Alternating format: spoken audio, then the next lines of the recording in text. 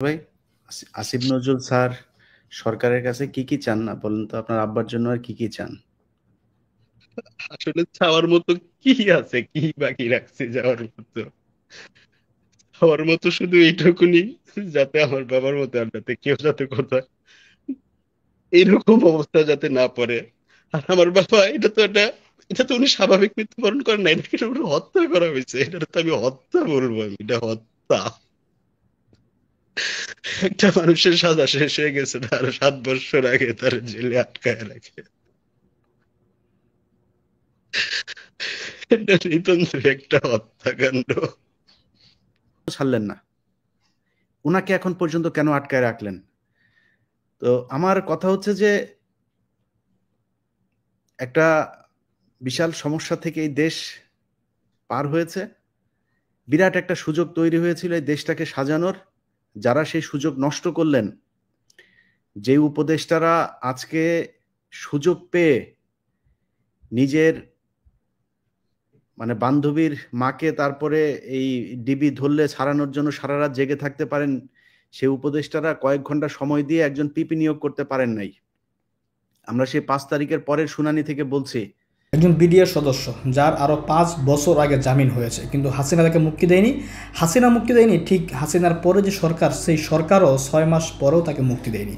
অবশেষে কারাগার থেকে সে আর বের হতে পারে নাই, কারাগারে তার মৃত্যু হয়েছে। 5 বছর আগে জামিন হওয়া বিডিআর সদস্যরও কারাগারে মৃত্যু হয়েছে। তার এই মৃত্যুর রহস্য তার যে সন্তান, তিনি বলতেছেন এটি একটি হত্যাকাণ্ড। প্রিয় দর্শক, এ বিষয় নিয়ে তার সন্তানের সাথে আরও আলোচনা করেছেন সাংবাদিক ইলিয়াস হুসাইন। আলোচনা আসলে বুঝতে পারবেন এই যে সরকার, এই সরকার আসলে কতটা ভয়ঙ্কর। তারা যাদের জামিন হয়েছে তাদেরকেও জেলখানায় আটকে রেখে তারা মৃত্যুবরণ করাচ্ছে, কিন্তু মৃত্যু তাদেরকে মুক্তি দিচ্ছে না। আমরা ইলিয়াস সহ তাদের আলোচনা শুনবো, আলোচনা শুনলে বুঝতে পারবো এই বিডিআর সদস্যদের কত কষ্ট এবং কত কষ্টের দিন তাদের পার করতে হয়েছে।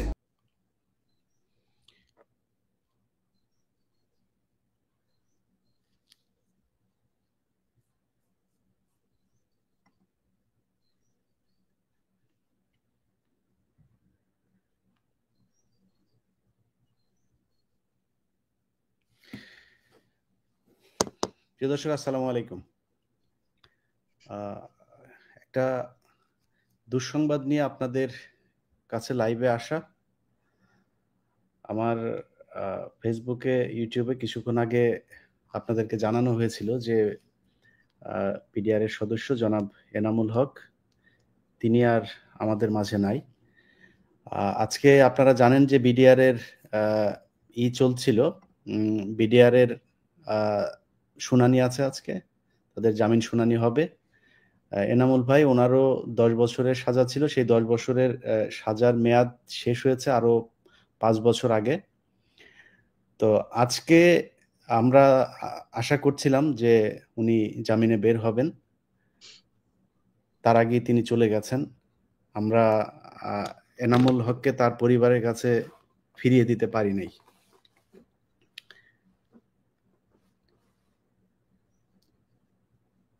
আমাদের বিপ্লবী সরকার, এই বিপ্লবী সরকার 6 মাস পার করেছে।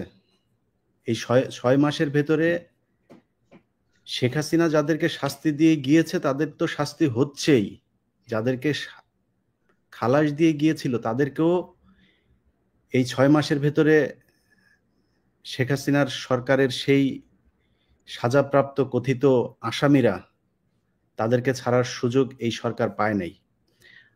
আমাদের সাথে উপস্থিত আছেন এনামুল ভাইয়ের ছেলে। তিনি এমনিতেই অসুস্থ ছিলেন, খুবই অসুস্থ ছিলেন। কালকে রাত 3টায় উনি বাসায় এসেছিলেন।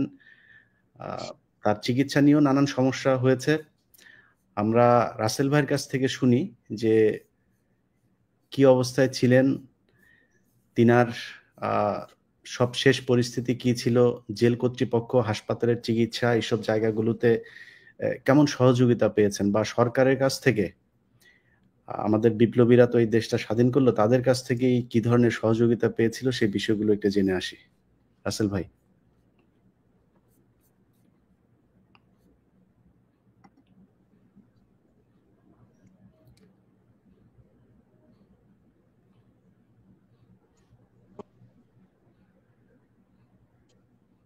আমি বিডিআর এনামুল হকের ছেলে রাসেল বলছিলাম।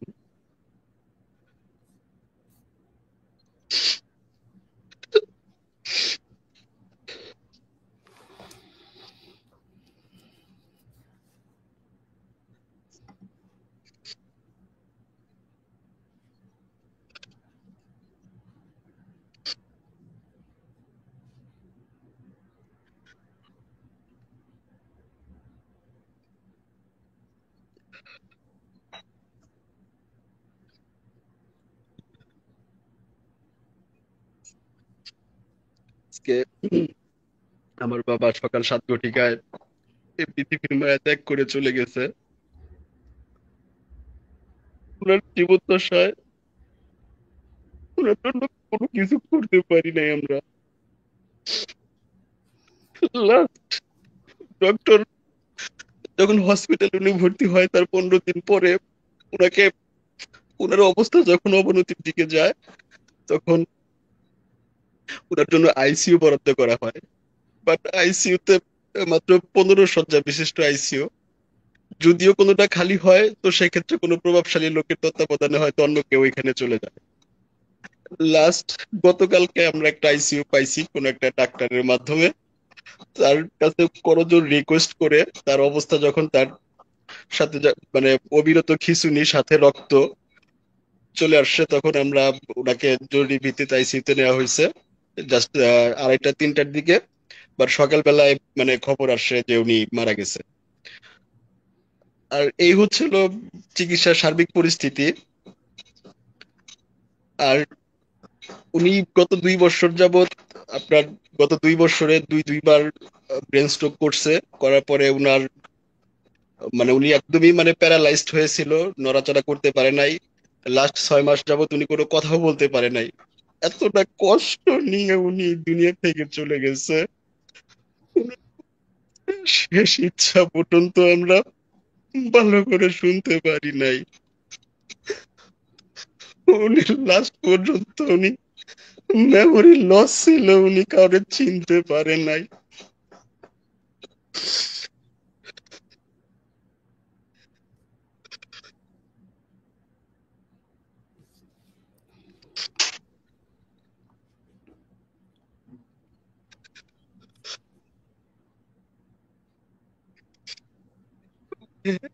বেশি কিছু বলার আমার পক্ষে সম্ভব হচ্ছে না ভাই, আমি আর বলতে পারতেছি না। রাসেল ভাই, ওনাকে যখন আটক করা হলো, আটক করার পরের সময়গুলো তো নিশ্চয়ই আপনারা জানেন। ওনাকে কিভাবে আটক করা হয়েছিল, সরকার থেকে ওনাকে কি বলা হয়েছিল, ওনার 164 এর ব্যাপারে সরকার থেকে কি বলা হতো, এই বিষয়গুলো তো নিশ্চয়ই আপনাদের সাথে ওনার কথা হয়েছে, ওনার আইনজীবীর সাথেও কথা হয়েছে। মানে উনি কিভাবে মানে আটক হলেন, কিভাবে ওনাকে কোন মামলাতে নেওয়া হলো, কি বলা হয়েছিল, ওনার বিরুদ্ধে অভিযোগ কি করা হয়েছিল, বা মানে পুরো ঘটনাটা যে এই যে 3 তারিখের পরে থেকে যেই অবস্থা তৈরি হলো 2009 সালের মার্চের 3 তারিখের পরে, মানে উনি কাজে যোগ দিলেন কবে, মানে কিভাবে ওনাকে আটক করলেন, এই ঘটনাগুলো একটু বলেন। অ্যাকচুয়ালি ভাইয়া আমি তো ওই সময় মানে অতটা ছিলাম না। এটা আমার বড় আপা হয়তো বেশি ভালো বলতে পারবে, যিনি এখন হসপিটালে আছে আর কি। হুম। তো উনি যখন জেলে যায় তখন আমি ক্লাস 10-এ অথবা হ্যাঁ ক্লাস 10-এ আমি পড়ি আমি তো। তো মানে যতদূর আর কি মানে জানি উনি ওইখানকার মানে সবকিছু রেখে এখানে চলে আসছিল আর কি।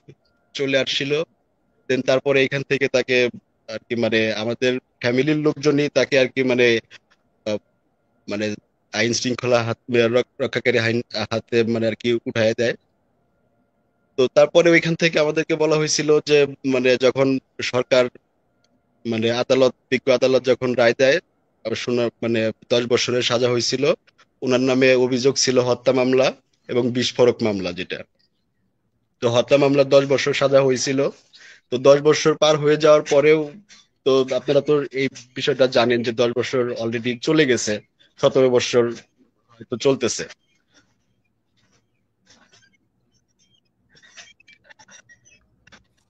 উনি অসুস্থ হন কবে থেকে, বা অসুস্থ হন কিভাবে, কি অসুখ ছিল ওনার? উনার তেমন কোনো অসুস্থ ওইরকম ইয়া না, হঠাৎ করে গত 2 বছর আগে একটা স্ট্রোক করছিল। আপনার উনারে সোহরাওয়ার্দী হৃদরোগ ইনস্টিটিউট যে ওইখানে নেওয়া হয়েছিল।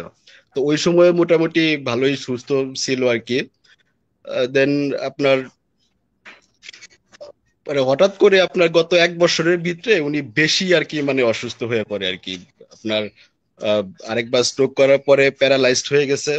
প্যারালাইজড হওয়ার পরে নড়াচড়া করতে পারে নাই। তো আমরা ওইখানকার যে আরো যে লোকজন ছিল কয়েদি, তার দ্বারা মানে আমরা সেবা যত্ন করাইতাম আর কি।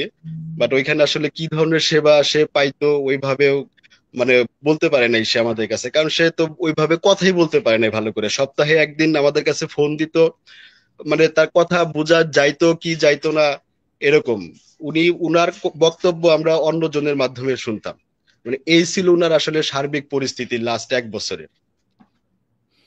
এবার চিকিৎসার ব্যাপারে কি কোনো সরকারের কাছ থেকে যখন অসুস্থ না, হলে আমরা চিকিৎসা চিকিৎসার নেওয়া? ব্যাপারে সরকারের কাছ থেকে কোনো কিছু পাই নাই। যখন আপনার জেল হাজতে যখন উনি বন্দি থাকে, যখন গুরুতর অসুস্থ হয়ে যায়, তখন পুলিশের মাধ্যমে কোনো একটা হসপিটালে তাকে স্থানান্তর করা হয়।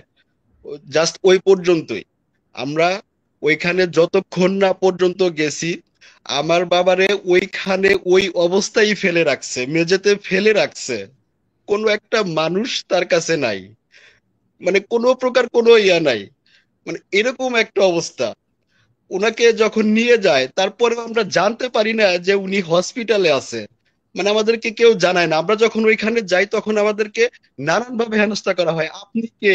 আপনি কোথা থেকে আসছেন? আপনাকে কে খবর দিছে? এই ধরনের মানে প্রশ্নবিদ্ধ করে। মানে তারপরে যখন তাদেরকে চা নাস্তা খাওয়ানোর জন্য যদি কোনো কিছু যদি আমরা দেই, দেন তারপরে তার কাছে আমাদেরকে যাইতে দেয়। এই হচ্ছে হলো সার্বিক পরিস্থিতি। মানে ভর্তি হওয়ার যেদিন ভর্তি হয় হসপিটালে, মানে তখনকার বিষয় যেটা। সব শেষ এই যে হসপিটালে গিয়েছেন কবে উনি? সবশেষ হসপিটালে গিয়েছে আপনার গত মাসের 9 তারিখে মেবি। ডেটটা একজাক্টলি আমার মনে আসতেছে না। শেষের দিনগুলো কেমন ছিল ওনার? উনি শেষের দিনগুলো লাস্ট গত 2 দিন যাবত উনার খাওয়া দাওয়া বন্ধ হয়ে গেছিল, খাইতে পারে নাই। আহ সাথে অবিরত খিঁচুনি আর নাক আর মুখ দিয়ে রক্ত আসছিল। লাস্ট 2 দিনের এইটাই আপনার ইয়া। আর মানে ডাক্তার বলে দিছিল যে আশা, মানে উনার আসলে বাঁচার আশা, মানে আশাটা আমরা নাই করতে পারি আর কি। কিন্তু তারপরেও আমরা যেহেতু মানে আমাদের স্বজন, আমাদের বাবা, তো তারপরে আমরা হাতে পায়ে ধইরে আর কি মানে আইসিইউ পর্যন্ত উনাকে আমরা নিছিলাম আর কি, যে লাইফ সাপোর্টে যতক্ষণ থাকে। আর লাইফ সাপোর্টে গেলে হয়তো মানে হয়তো সে মারা যাবে, নয়তো সে ফিরে আসবে, এটাই। লাস্ট 2 দিন উনার অবস্থাটা, উনি কিছু খায়া যেতে পারেন আর কি। আর গত 7 দিন 8 দিন আগে থেকে উনাকে নল দিয়ে আমরা শুধুমাত্র স্যুপ খাওয়াইছি, নাকের ভিতরে নল দিয়ে। জাস্ট ওই স্যুপ গুলা যে আছে, স্যুপ গুলা খাওয়াইতে পারছি আর কি। আপনার পরিবারে কে কে আছেন এখন আর? ভাই বোন আমার কতজন? আমার মা মারা গেছে গত 9 বছর আগে। উনি ক্যান্সারের রোগী ছিল, 10 বছর ক্যান্সারের সাথে, 10 বছর ক্যান্সারের সাথে উ- উনি মারা গেছে। উনারে খবরটা পর্যন্ত দিতে পারেন নাই আমার বাবা। আমরা 4 বোন, এক ভাই।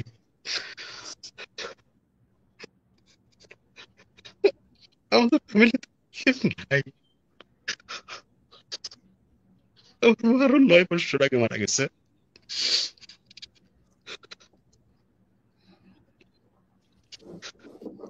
একটা ফ্যামিলি ধ্বংস হওয়ার মতো যা যা দরকার সবকিছুই ঘটছে ওনার ফ্যামিলিতে।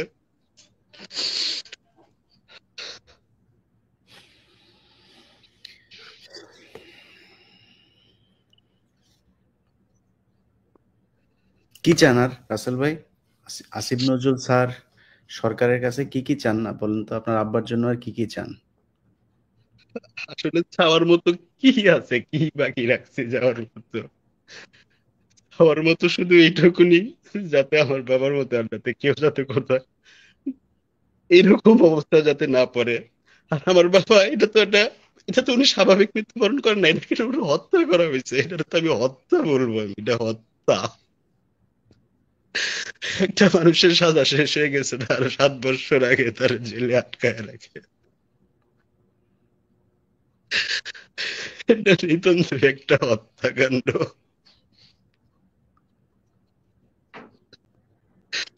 আমি আইনের পারপাস বুঝি না ওইভাবে, হয়তো আপনারা ভালো বুঝতে পারবেন।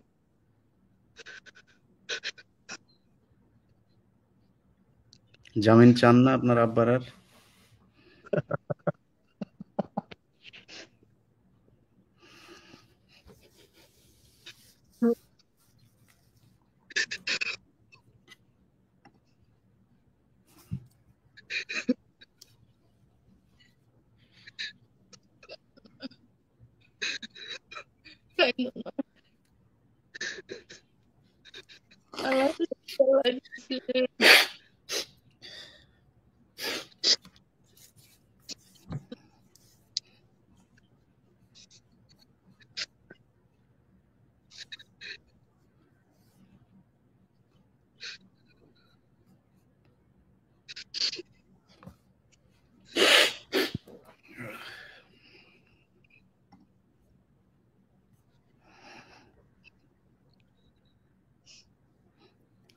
হুম।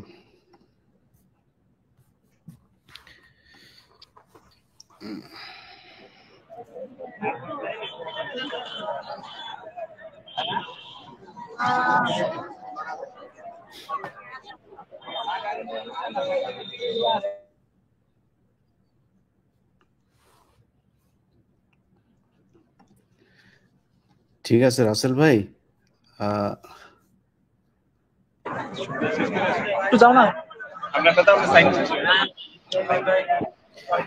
জি দর্শক, আমরা এই আজকে তো শুনানি আছে, তো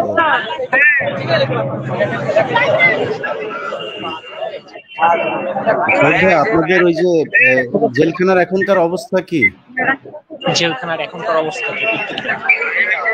ভাই এখন যে পরিস্থিতি, আজকে আমরা জানতে পারছি যে আজকে শুনানি হচ্ছে, জামিন শুনানি আছে এবং 2 জন সাক্ষী হাজির করছে আপনার এই রাষ্ট্রপক্ষ। এখন যে বিষয়টা হইছে, আজকে ইতিমধ্যেই আপনি জানতে পারছেন যে 10 বছর সাজা শেষ হয়ে যাওয়ার পরেও শুধুমাত্র এই বিস্ফোরক মামলাটার জন্য, এই মামলাটা দিয়ে এই বিডিআর সদস্যদের উপর, এই বিডিআর সদস্যদের পরিবারের উপর যেই পরিমাণ জুলুম করা হচ্ছে, এটা ইতিমধ্যে দেশবাসী আমাদের এই ভাতিজার রাসেলের যে কান্না, এই কান্নার মাধ্যমে জানতে পারছে। ইতিপূর্বে আরো অনেক রাসেল কান্নাকাটি করছে, অনেক রাসেলের বোন কান্নাকাটি করছে, অনেক রাসেলের মা কান্নাকাটি করছে, কিন্তু আমরা এখনো দেখতে পাচ্ছি যে এই বিস্ফোরক মামলাটায় এখনো জামিনের সকল লোক মুক্তি পায় নাই। এখন এইখানে আজকে আমাদের সমস্ত বিডিআর সদস্যরা যারা ইতিমধ্যে জামিন পেয়েছে এবং যারা জামিন প্রত্যাশী, আমাদের সকলের দাবি যেন যারা নিরপরাধ তাদের জামিনে মুক্ত করা হয়।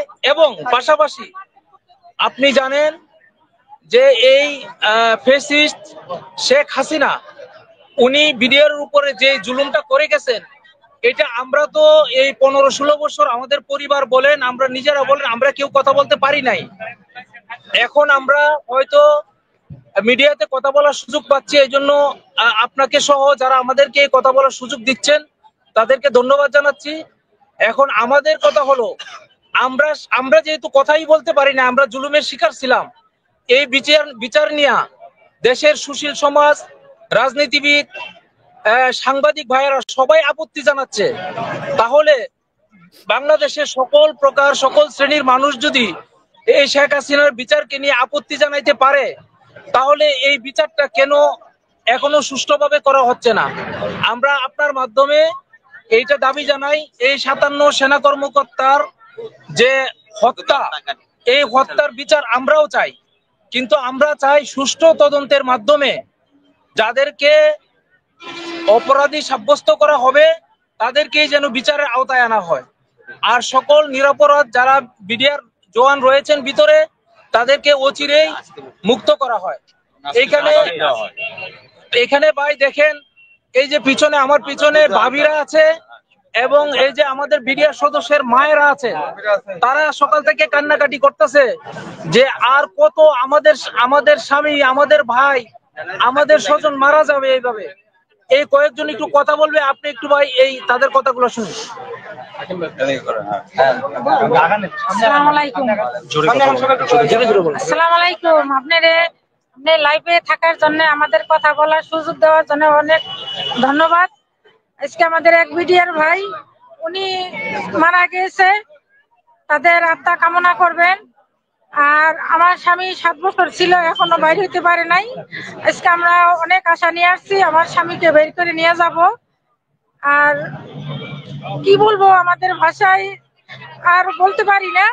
তো আপনাদের কাছে এইটুই দাবি যে আমার স্বামী আজকে আর বিভিন্ন বিডিআর আছে তাদেরকে আজকে জামিন দেওয়া হয়। উনি, আমার স্বামী খুবই অসুস্থ, 2টা পা নিয়ে হাঁটতে পারে না, কোনো ডায়াবেটিস, ওনার হাই প্রেশার, ওনার সুচিকিৎসা আমরা দিতে পারতেছি না। এখন আমাদের বুকে দিয়ে দেন, আমরা যাতে একটু চিকিৎসা করে ওনাকে দিতে পারি, যাতে একটু তদবির করতে পারি। আমরা স্ত্রী হয়ে 16 বছর কোনো কিছু করতে পারতেছি না, তার আদর ভালোবাসা আমরা পেতেছি না, আমাদের আদর ভালোবাসাও দিতে পারতেছি না। যে 16 বছর স্বামীর কাছ থেকে বঞ্চিত হয়ে কিভাবে যে আমাদের দিন যাইতেছে, 3টা ছেলে মেয়ে নিয়ে, যে বাকিটুকু এখন যেহেতু যেভাবে দম এখনো আছে, যাতে আমরা চাই ওইটুক স্বামীদেরকে আমরা সুচিকিৎসা আমরা বাহিরে দিতে পারি। এইটুক আপনাদের কাছে আমাদের এইটি একটা দাবি। আমাদের ভাষা নাই, 16 বছর আমাদের ভাষা সব এই রাস্তায় খোলা আকাশে এই বঞ্চিত হয়ে গেছে।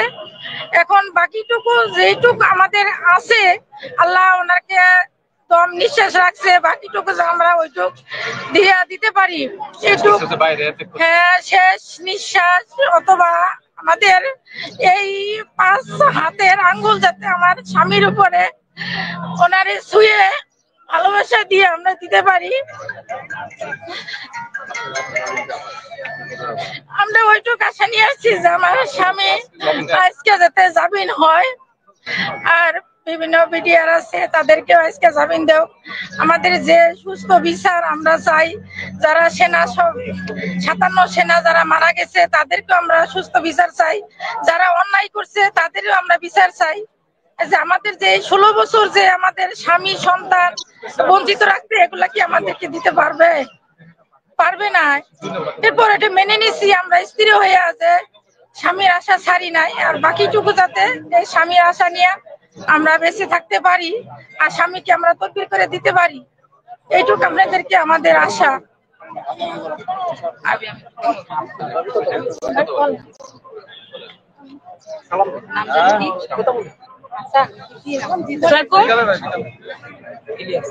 ইলিয়াস ভাই, আমি এক বিডিআর সদস্যের ওয়াইফ।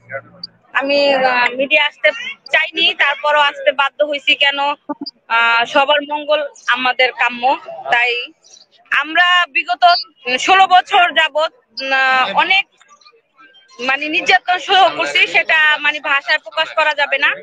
আর এই যখন তখন শুনি যে এই বিডিআর মারা যাচ্ছে, ওই বিডিআর মারা যাচ্ছে, ওই আঙ্কেলে মারা যাচ্ছে। হ্যাঁ, তো আমরা দেখেন গত 19 তারিখ যে জামিন আসছে, যদি যে লোকটা কালকে মারা গেছে সেই লোকটা যদি এই 19 তারিখে জামিন আসতো, সে তো অন্তত এই 10 দিন 12 দিন তার ফ্যামিলির সাথে বসে বা শেষ নিঃশ্বাসটা তার ফিল করতে পারতো, বাবা মা ওয়াইফ আছে, হ্যাঁ, দেখতে পারতো। কিন্তু এটা তো সে পারলো না। কিন্তু আমার দাবি হচ্ছে একটাই, এই হাসিনা সরকারের আমরা বিচার মানি না, এবং যে বিচারটা করছে এটা আমরা মানি না, এবং যারা নিরাপদ বিডিআর আছে তাদের সবাইকে ছেড়ে দেওয়া হোক, এবং আমাদের যাদের ছাড়া হয়েছে তাদের পূর্ণ চাকরি বহাল থাকবে, এবং পূর্ণ পিছনে যত ফ্যাসিলিটি আছে এটা আমাদের দিবে। এটা আমাদের অধিকার, এটা আমাদের রাষ্ট্রীয় অধিকার, এটা আমি চাই। আর হচ্ছে যে ধরেন যেভাবেই হোক, আমাদের এখন যে নিরাপদ ভাইরা তারা যেন এই আলো বাতাস খেয়ে অন্তত শেষ নিঃশ্বাস ত্যাগ করে, এটাই আমার বক্তব্য। আল্লাহ হাফেজ। আসসালামু আলাইকুম, আমি এক বিডিআর সদস্যের ওয়াইফ।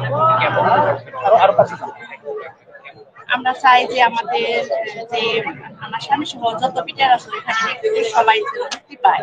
আমার ছেলেটার বয়স 3 মাস।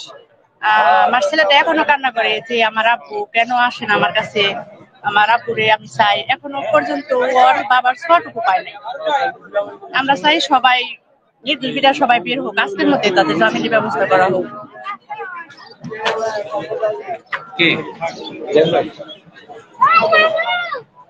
আসসালামু আলাইকুম ইলিয়াস ভাই। জি রবিউল বলছি, বিডিআর রবিউল বলছি। আলহামদুলিল্লাহ, আমরা আশা করি এই সরকার, বর্তমান যে সরকার আছে, আমরা তাদের কাছে খুব বেশি আশা করি। আমরা খুব আহামরি কিছু আশা করি না, আমরা জাস্ট ন্যায় বিচার চাই। ন্যায় বিচার করলে ইনশাল্লাহ আমরা আশা করি যারা নিরপরাধ আছেন তারা অচিরেই মুক্তি পাবেন, এবং মুক্তিটা খুব তাড়াতাড়ি হওয়া উচিত। এই সরকারের আমলে যদি আমাদের মুক্তির জন্য আন্দোলন করতে হয় বা এই ধরনের কোনো মুভমেন্টে যেতে হয়, সেটা খুব লজ্জাজনক। আমরা এই সরকারের কাছে খুব বেশি আশা করি, আর সেই আশাটা কিন্তু খুব বেশি কিছু না। আমরা জাস্ট ন্যায় বিচার চাই। ন্যায় বিচার করেন, এটাতে আমরা খুব সন্তুষ্ট। এবং আমরা যে এই যে মুক্তি পেলাম, এই যে কোর্টে আজকে আসলাম, অনেক দূর দূরান্ত থেকে মানুষ আসছে যাদের বাড়ার টাকাও নেই। এটা বলতে লজ্জার কিছু নেই। 16 বছর আমরা একদম নিঃস্ব হয়ে গেছি। তারপরেও এই যে এখন আসলাম, অনেকের বাড়ার টাকা নেই, দেখে দাঁড় করে এই সুদূর আপনার মনে করেন উত্তরবঙ্গ থেকে আসছে, চিটাগং থেকে আসছে। সবার তো আর্থিক অবস্থা একরকম নেই, আমরা সবাই জানি। তো আমরা সরকারের কাছে আবেদন যে আমাদের জামিন যেহেতু দেওয়া হয়েছে, সেই জামিনটা যেন পার্মানেন্ট করা হয় এবং হাজিরা থেকে যেন আমাদেরকে, এবং এই মামলাটা দ্রুত যেন নিষ্পত্তি করে। এই মামলাটা বাতিলযোগ্য মামলা। এই মামলার কোনো আয়ু নাই, এই মামলার কোনো ইনভেস্টিগেশন হয় নাই। আয়ু নিজে কোর্টে বলে গেছে যে এই মামলা সে ইনভেস্টিগেশন করে নাই। একটা মাত্র জবানবন্দি নিয়ে 2টা কোর্টে চালাচ্ছে। এটা একবারে অনৈতিক। আমরা চাই এই মামলাটা অনতিবিলম্বে যেন উইথড্র করা হয়। এটা শহীদ পরিবার এবং আমাদের দাবি। শহীদ পরিবার নিজেরাও বলছে বিস্ফোরক মামলা শুধু দেওয়া হয়েছে একমাত্র একটাই কারণে, যে বিডিআরদেরকে মৃত্যু নিশ্চিত করার জন্য কারাগারে। এটা শহীদ পরিবার বলছে, আমরা কিন্তু বলছি না। আমরা তো ভুক্তভোগী। আমরা চাই সরকার যেন আমাদের প্রতি ন্যায় বিচার করে, এবং আমরা যারা অসহায় পরিবার আছি দীর্ঘদিন, আমাদের কিন্তু অনেক স্বপ্ন ছিল আমরা দেশ সেবা করব। সুতরাং আমরা চাই সরকার আমাদেরকে একটা ফ্যাসিলিটিস দেখ, আমাদের হারানো সম্মান ফিরিয়ে দেখ, এবং আমাদের যে সমস্ত ভাইয়েরা এখনো কারাগারে আছে এই মিথ্যা মামলায় অনতিবিলম্বে তাদের মুক্তির ব্যবস্থা করা হয়। আসসালামু আলাইকুম ইলিয়াস ভাই, আমি সোহেল ভাই। যখন হত্যা মামলা চলতেছে রানিং, তখন আপনার বিস্ফোরক মামলার সময় আব্দুল কাহার আকন এই মামলার তদন্তকারী কর্মকর্তা, ওনাকে আমাদের আইনজীবীরা জিজ্ঞাসা করছে আপনি কি এই মামলা তদন্ত করছেন? উনি বলছেন না, আমি এই মামলা তদন্ত করি নাই। এই মামলার বাদী নবজ্যোতি খিসা, ওনাকে জিজ্ঞাসা করা হয়েছে আপনি কি এই মামলার বাদী? উনি বলছেন না, আমি এই মামলার বাদী না। তাহলে ভাই, দেশবাসীর কাছে প্রশ্ন আপনার কাছে এবং দেশবাসীর কাছে, যে মামলার বাদী বলতেছে আমি এই মামলা বাদী না, যে মামলার তদন্তকারী কর্মকর্তা বলতেছে আমি এই মামলার তদন্তকারী কর্মকর্তা না, তাহলে কিসের ভিত্তিতে এই মামলাটা চলতেছে? আজকে এই মামলা থাকার কারণে আমার এক সাথী ভাই আজকে মৃত্যুবরণ করছে। ভাই, আজকে আমার সাথী ভাই জেলখানায় মৃত্যুবরণ করছে, তার পরিবারগুলা তাকে দেখতে পারে নাই। তার জানাজা দিবে, সেখানেও অনেক ভেজাল করতে হবে, অনেক ধাপ আগে নিতে হবে। আমার সাথী ভাইরা ধীরে ধীরে দুকে দুকে জেলখানার ভিতরে মারা যাচ্ছে। আমি 16 বছর পরে আজকে জেল থেকে 22 তারিখে বের হয়েছি, কিন্তু আমার সাথী ভাইরা এখনো জেলখানায়। তারা নিরপরাধ, তারা কোনো অপরাধ করে নাই। আমরা তাদের সাথে ছিলাম। আমরা ভাই 16 বছর পর্যন্ত তাদের সাথে একসাথে খাইছি, একসাথে ঘুমাইছি। তারা সম্পূর্ণভাবে নির্দোষ, একটা ব্যক্তিও এই মামলার সাথে জড়িত না, কিন্তু তাদেরকে জড়িত হিসাব করে তাদেরকে ভিতরে রাখা হয়েছে। ভাই, আজকে আপনার মাধ্যমে আমি এই দেশবাসীর কাছে অনুরোধ করব, আপনারা সবাই এক হয়ে আওয়াজ তুলুন যেন এই নিরপরাধ বিডিআর ভাইদেরকে অচিরে এবং আজকে যেন এই নিরপরাধ ভাইদেরকে মুক্তি দেওয়া হয়। আর একটা যেন আমার সাথী ভাই জেলখানার ভিতরে মৃত্যুবরণ না করে, কারণ এই মৃত্যুবরণের দায়ভার কে নিবে ভাই? আজকে যে আমার সাথী ভাই মারা গেছে, এই দায়ভার কে নিবে ভাই? আজকে যদি গত তারিখে আমার এই সাথী ভাইয়ের জামিন হইতো, তাহলে আজকে তার ফ্যামিলি তাকে কাছে পাইতো। তার এই জেলখানার ভিতর থেকে পোস্টমর্টম করিয়া তারপরে তাকে বের করা লাগতো না। আজকে সে স্বাভাবিকভাবে মৃত্যুবরণ করতো যদি তার আল্লাহ পাক তার হায়াত না রাখতো। কিন্তু আজকে আমার সাথী ভাই আজকে মারা গেল, এই দায়ভার কে নিবে? অবশ্যই কি সরকার নিবে? তাহলে যদি এই সরকার না নেয় তাহলে আজকে আমি বলবো এই অচিরেই আমার যে সমস্ত নিরপরাধ ভাইরা জেলখানার ভিতরে আছে তাদেরকে মুক্তি দেওয়া হোক, এই বলে আমার বক্তব্য শেষ করছি। আসসালামু আলাইকুম।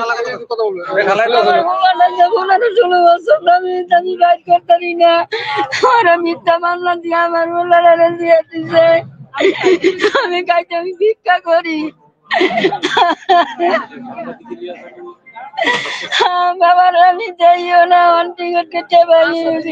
আশাদুর নাম। নাম কোন ছেলের নাম কোন? আমার ছেলের নাম আশাদুর। এই 15 বছরের বেশি। উনার কত বছরের সাজা? আপনার কি বক্তব্যটা বলেন? জামিন চান? বলেন। আমি জামিন চাই। আমার ভূতের আছে কত বছর জামিন দেই না। আমার ছেলে না, আমার ভূতের আপনারা জামিন করিয়া দেন আল্লাহর রাস্তায়। আমি ভিক্ষা করি। আমি অনেক কিছু কষ্টেতে আছি। আমি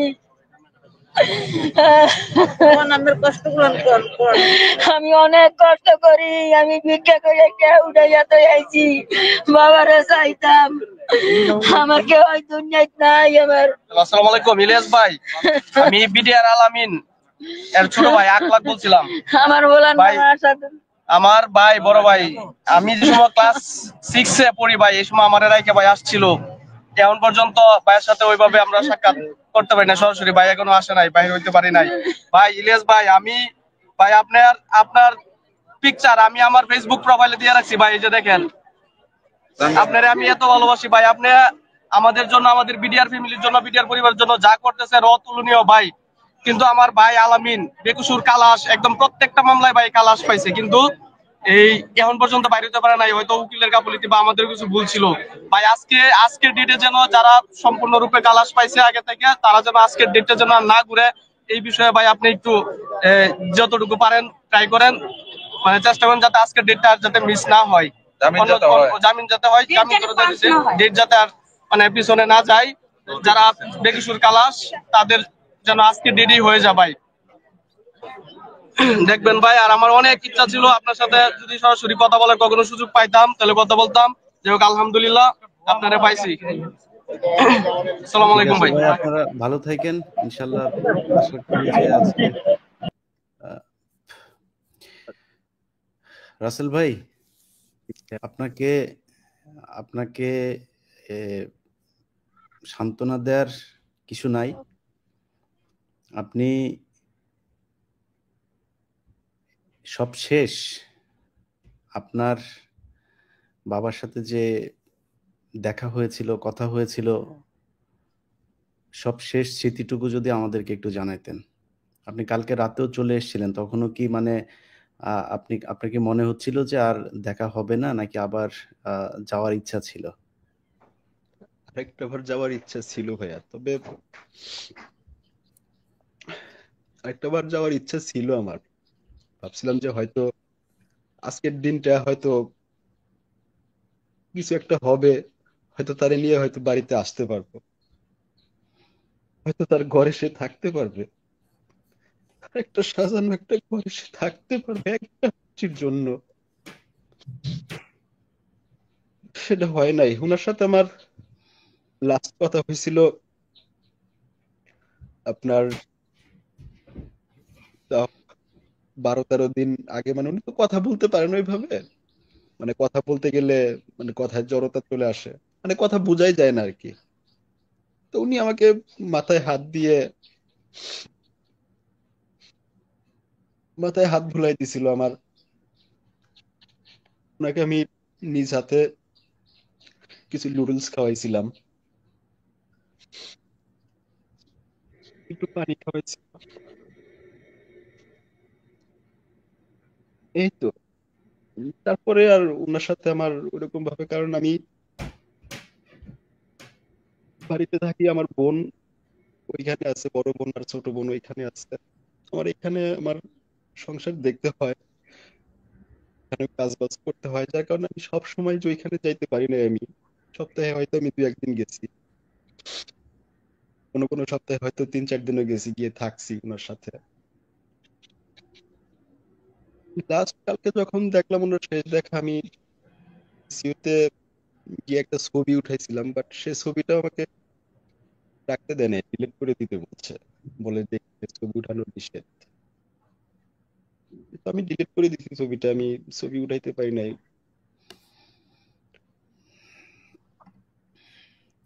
গতকালকে লাস্ট সন্ধ্যার দিকে ওনার সাথে আমার মানে ওনাকে আমি দেখছি আর কি।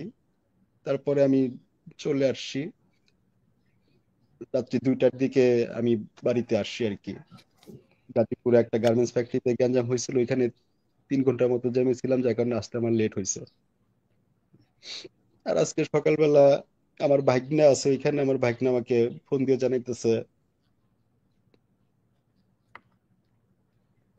যে নানা তো আর নাই।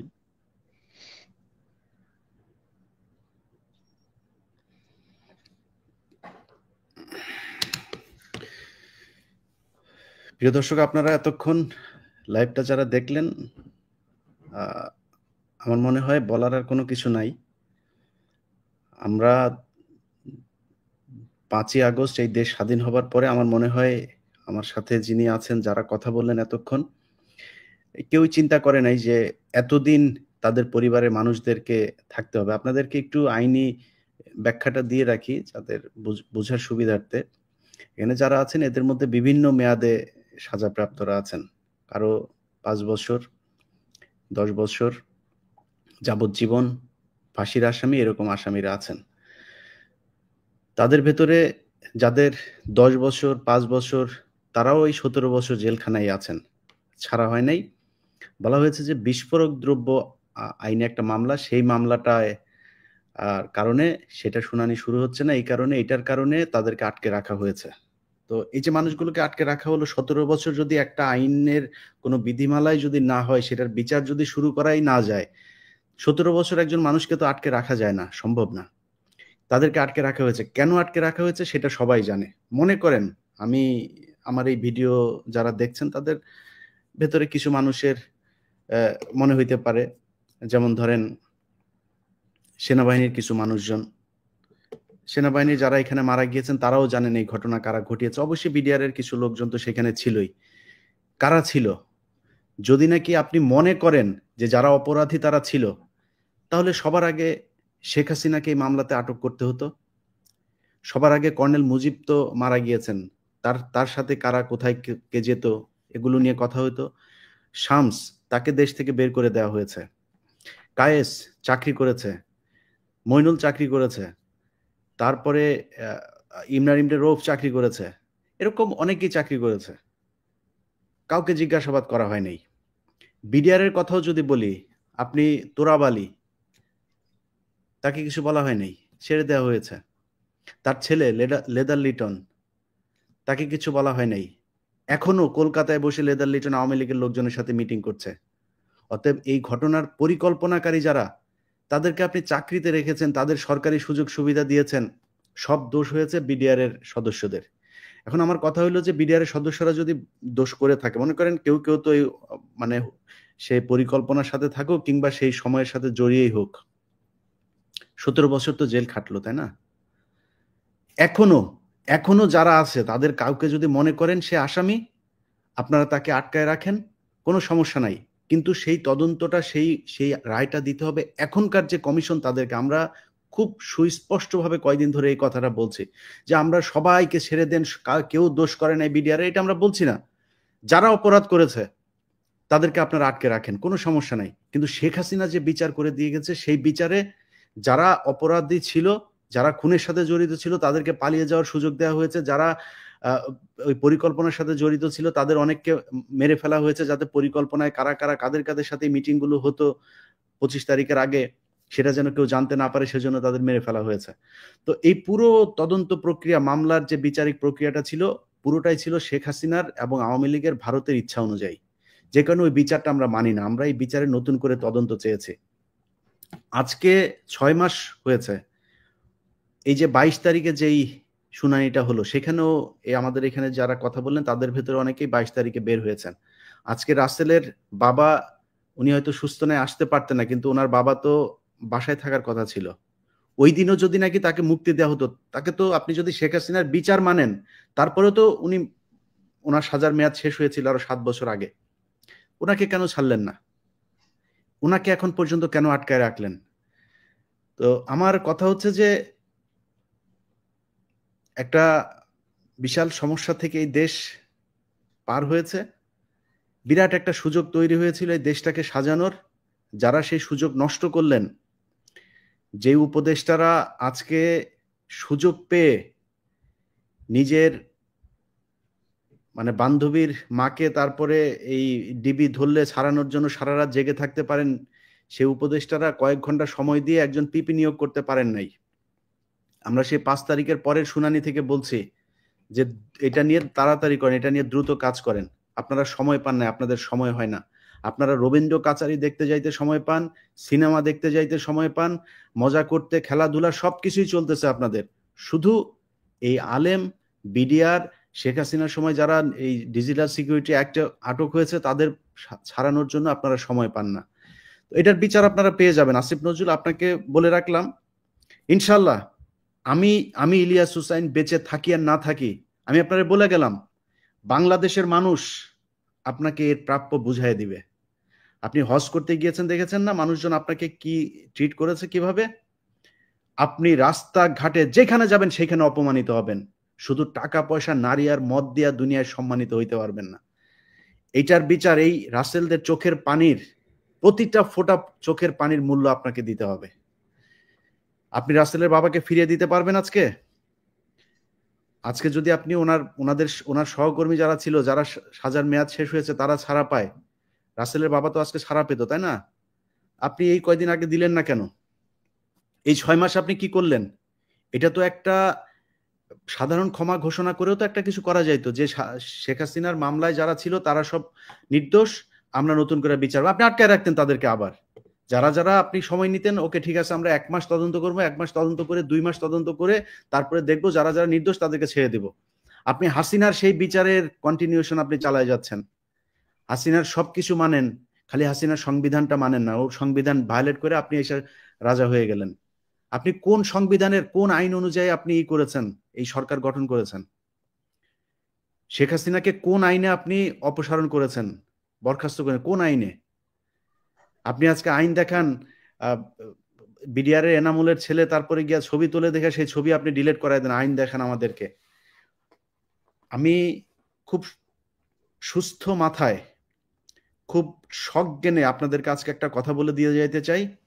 বিডিআর এর সৈনিকদেরকে অতি দ্রুত, আজকেও যদি নাকি কাউকে জামিনের বাইরে রাখা হয়, অতি দ্রুত যদি নাকি এই শেখ হাসিনার এই মামলা বাতিল করে নতুন মামলা, নতুন কমিশন, নতুন তদন্তের আওতায় নিয়ে যাওয়া না হয়, তাহলে এমন পরিস্থিতি তৈরি করা হবে যেই পরিস্থিতি সামাল দেয়া আপনাদের জন্য কষ্টকর হবে।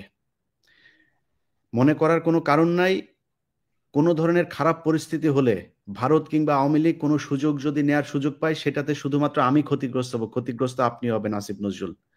আপনার সাথে যারা যেসব লোকজন নিয়ে এখন নানান জায়গায় তদবির, বাণিজ্য টাণিজ্য করে শত শত হাজার হাজার কোটি টাকা কামাচ্ছেন, কেউ কিন্তু রক্ষা পাবেন না। অতএব পরিস্থিতি ঘোলাটে করার চেষ্টা করবেন না। খুব ঠান্ডা মাথায় বলে দিয়ে গেলাম আজকে, বিডিআর এর এই মামলার নতুন কমিশন অনুযায়ী তদন্ত করতে হবে, মামলা পরিচালনা করতে হবে, পেছনের মামলার সব কার্যক্রম বাতিল করতে হবে এবং সেটা অতি সত্বর করতে হবে। আমরা যেই সাধারণ এই মানুষগুলো আজকে ভিডিওটা দেখছে, আপনারা যারা এখন দেখছেন, আপনাদের সবার কাছে অনুরোধ থাকবে, ভিডিওটা শুরু থেকে দেখেন। আমরা প্রায় 42 মিনিট এখানে কথা বলেছি বিডিআর হত্যাকাণ্ড নিয়ে, মানুষের কি চাওয়া। আমার সাথে এখন যিনি আছেন, যারা শুরু থেকে দেখেন নাই তাদের জ্ঞাতার্থে জানিয়ে রাখি, উনি হচ্ছেন বিডিআর সদস্য জনাব এনামুল হক। তিনার সন্তান এনামুল হক আজকে সকাল 7টায় মারা গিয়েছেন এবং উনি 10 বছরের সাজাপ্রাপ্ত ছিলেন। আরো 7 বছর আগে ওনার সাজার মেয়াদ শেষ হয়েছে, তারপরেও তাকে ছাড়া হয় নাই। তিনি বন্দী অবস্থায় আজকে সকালে মারা গেছেন। এই বিচার বাংলাদেশের মানুষের কাছে দিয়ে গেলাম, আপনারা এটার বিচার করবেন। আল্লাহ হাফেজ। দর্শক আলোচনা শুনেছেন, তার বাবা অসুস্থ ছিলেন, অসুস্থ অবস্থাতেও তাদেরকে সঠিক পথে চিকিৎসা দেওয়া হতো না। বড় লোকদের বা তার চেয়ে ক্ষমতাবান কেউ এসে আইসিইউ দখল করে নিত, এমন অনেক দিন হয়েছে। সে বলল এখন 5 বছর আগে জামিন হওয়া ব্যক্তির মুক্তি না দেওয়ায় আজকে তার এই অবস্থা হলো, তার কারাগারে মৃত্যুবরণ হলো। অথচ 5 বছর আগে তার জামিন হয়েছে। মানলাম হাসিনার আমল, হাসিনা খারাপ ছিল, কিন্তু এই যে 6টা মাস চলে গেল, এই সরকারও তো তাকে মুক্তি দিতে পারলো না। এই সরকারও পরিবারের সাথে তাকে মৃত্যুবরণ, পরিবারের কাছে গিয়ে তাকে মৃত্যুর সুযোগটা দিতে পারলো না। তাহলে আমরা কি বলবো এই সরকারকে? এই সরকারকে আওয়ামী লীগের চাইতে ভালো সরকার বলবো? আওয়ামী লীগের চাইতে ভালো সরকার বলবো? আমরা তো দেখতেছি সেই একই রকমভাবে এই সরকারও তাদের কাজ চালিয়ে যাচ্ছে। কিছু কিছু ক্ষেত্রে যদি পরিবর্তন, এই বিডিআর সদস্য যাদের জামিন হয়েছিল, উচিত তো ছিল তাদেরকে মুক্তি দেওয়া, উচিত ছিল তো তাদেরকে মুক্তি দেওয়া, কিন্তু সেটাও করে নাই। যাই হোক দর্শক, আলোচনা শুনেছেন, শুনে বুঝতে পেরেছেন বিডিআর সদস্যরা কত কষ্টে জীবনযাপন করছে জেলখানার ভিতরে।